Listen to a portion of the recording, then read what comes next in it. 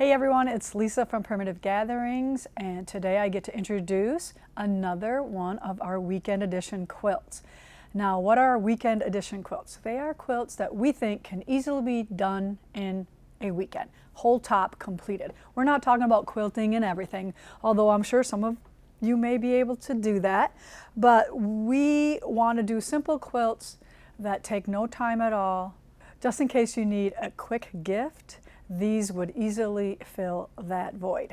All right, so this one coming up is called Cozy Starry Night, and it will be releasing September 6th on Friday, so you can finish it during the weekend. Do you see how we do that?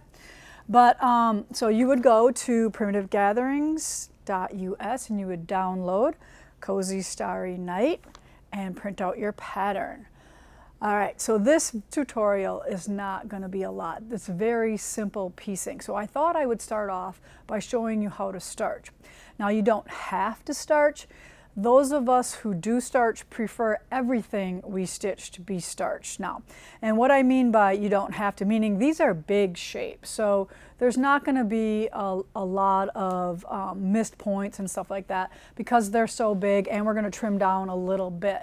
But if you are a starcher, you get used to starched fabric and you want starched fabric. And just to give you a quick little, see how nice and stiff these pieces are? This piece I have down here is not, and it'll be really wiggly. But this starching method gives our shapes a lot of body and make them easier to work with. Okay, so let's get started. I have my ironing surface here, and this is where I usually do it on my ironing board. And this is about a 3-yard hunk of fabric. Now I'm just going to take it and open it so I see salvage to salvage on each end. So salvage here, salvage there. And it is nice if you have a wider surface than your ironing board itself. All right, and I do this from the back side of the fabric. It makes it much easier to tell where you have already starched. Okay, so this is my starch of choice, the Heavy Finish Faultless. I'm going to take the cap off, and then I just want to point out that there is a red dot on the can, and you want the nozzle to line up directly with the red dot. So hopefully you can see that overhead. And this allows the can to empty all the way. So hopefully some of you have not thrown out half emptied cans of starch because you weren't pointing that in the right direction. So all I'm going to do is make a perimeter.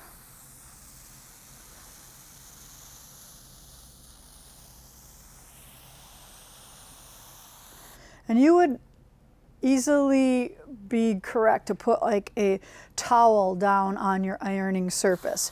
But just for the quick tutorial today here, I do not have a towel. So see how I just make that perimeter and go back and forth. And we want this fabric completely wet.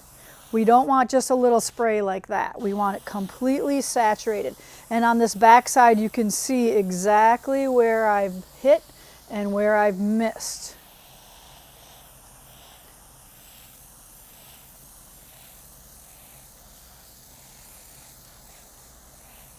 All right, come back over here, catch the spots I've missed.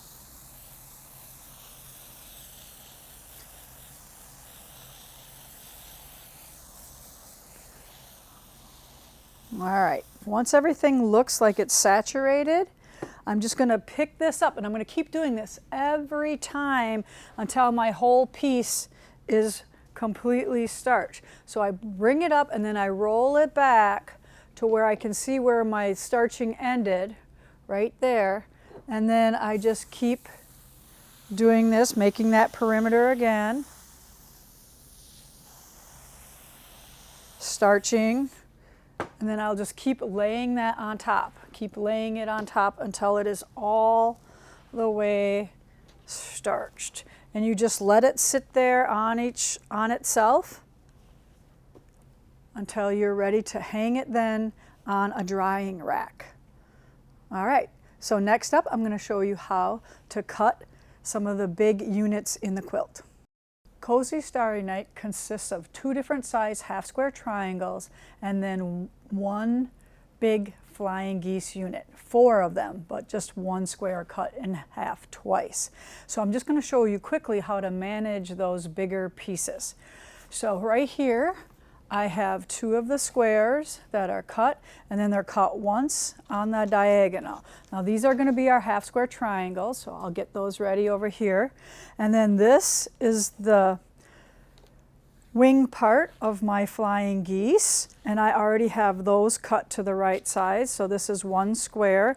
So you need 4 squares total, cut in half once on the diagonal for the large flying geese units. Then here I have a big square that I need to trim to 19 1/4. So hopefully you can see most of this. It is a big square. So I have my 20 1/2 inch creative grid ruler here. And it's nice to have these big rulers, especially for big, easy pieces. So I'm just going to trim one edge of it, like so, here. So I'm just going to trim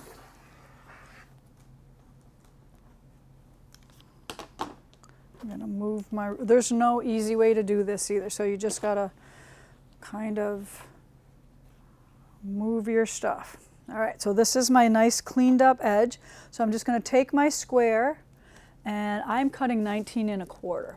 So my ruler is 20 1/2, so I'm going to find my 1 1. Where's my 1 1? There it is. So this is what I'm looking for, my 1 1, and then I'm going to go here to 19 1/4 all the way down. Now my ruler is 20 1/2, so I got plenty just under this edge of the ruler. So now I have 2 sides cut, so I'm going to turn this again now and trim the 3rd side. So put my ruler on. I'm just going to use any line for this one because I'm just trimming this edge.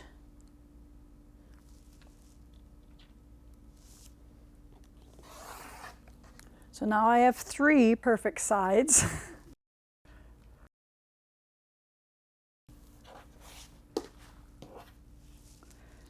And now that last one, I'm just going to put on 19 1/4 here. Make sure everything is nice and square. There we go. Now I'm going to trim that last one. Okay. So now I'm all set to cut twice on the diagonal. And notice, this is never going to be perfect, the plaid or anything like that, because these flannels are printed. They are not woven. So it's very hard to get that perfectly square. And if you can do it, you're a genius. All right, so now I'm going to take my ruler and I'm going to cut from point to point on each side. All right, so I'm going to go in the corner here, and you might need another ruler to help you get this nice and long enough, because my 24 is not long enough. So I have this point here, and then I just got to line up these 2 to be on that point there. And it looks pretty good. So I'm just going to trim point to point, and then put that one back over there.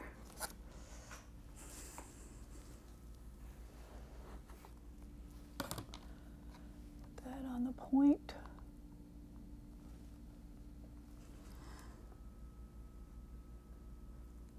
All right, I like that.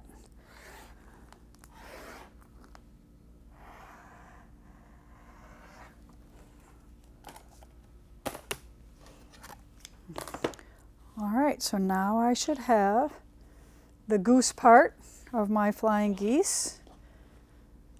And we are going to make 4 of these total, but I am only going to show you 1 here. All right, so now here is my flying geese unit. And I will start by stitching here, Then I'll press that seam open, and then I'll add the second triangle.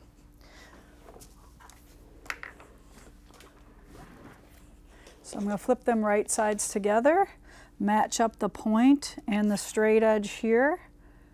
Now because these are so big, let's put a couple pins in them. So we do not want them to move on us while we're stitching.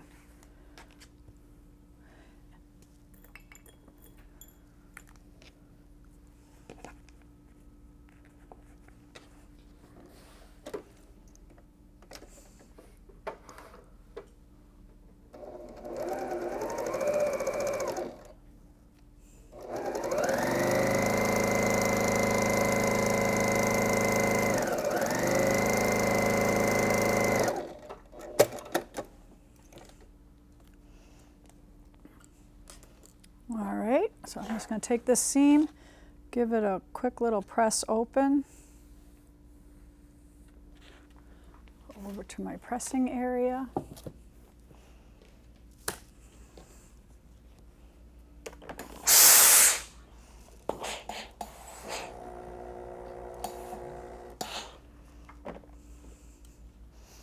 There we go. There it's pressed open. And then I'm going to flip it this way. And I'm going to add the second triangle here. And that should come just a 1/4 of an inch there if you have it on there correctly. A couple pins. Don't you love these pins with the handles on them? I think they're much easier to pick up.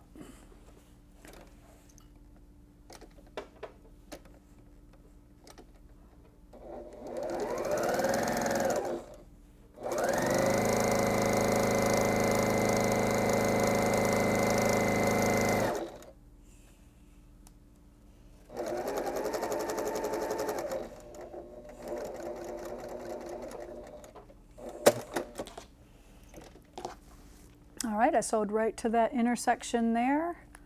Pull out my pins.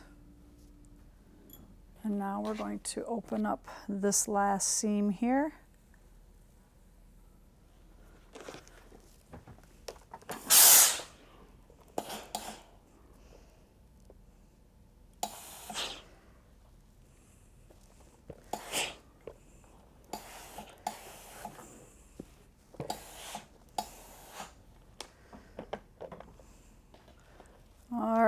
Now in the directions, it tells you what to trim this to, and I'm going to guess 9.5 by 18.5.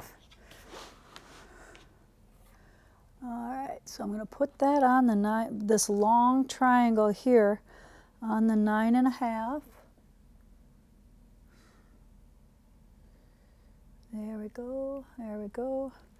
And then we shouldn't have a lot to trim off because we cut everything the exact size. So all I have here is just a little smidge, and this one's perfect. So all I have there is this little dog here, and I should still have my 1/4 inch tip there intact. And then I can swing this around and clean up these dog ears here as well.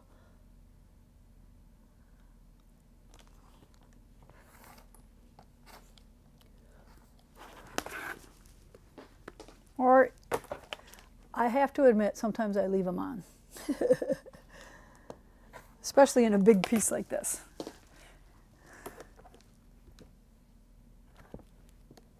All right, so that is the biggest flying geese unit you might ever make right there. And you can see right here, it's going to be the tip of our star there. Piece of cake, right? And then you're going to have 2 different size half square triangles. And I'm just going to do the one. And you would make both of them the same way that I'm going to do this here. So I'm going to go right sides together. I actually probably only need to stitch one for you. Now the directions say to probably to draw a line on your fabric and stitch and cut it apart. You can do that if you want. I like to cut triangles and then stitch them the old-fashioned way, and they come out just fine. because of that starch. So now I'm going to quickly open this up in the middle here. Distribute the bulk of the seam, one each way. And if you want to press toward the darker fabric, by all means, you can do that as well. Pressing is actually an option of which way you want to do it. Okay, now this one should measure 3.5 at this point. So we actually put these in a little bit bigger for you in case you want to trim them down. If you don't want to trim them down, don't cut 4 inches, cut 3 7/8. But this one was cut 4 inches, so I need to trim it down now to, because it's just an 1/8 inch big. So it's perfect, but it's perfect sewn, and now I'm going to trim it down to 3.5. So those of you who love to trim to get perfect triangles, this is the way you do that. And I would never do this if I had a whole bunch of them, but since there's just so little of them, you can trim that many down. So see how perfect that is? But remember, if you want to make it the perfect size so you don't have to do any of that trimming, 3 7/8. All right, so between the half square triangles, these two sizes here, your flying geese, everything else is just borders. All right, so you can get this done no problem in a weekend. All right, thanks for joining us, and we look forward to seeing you next month for our 4th weekend quilt.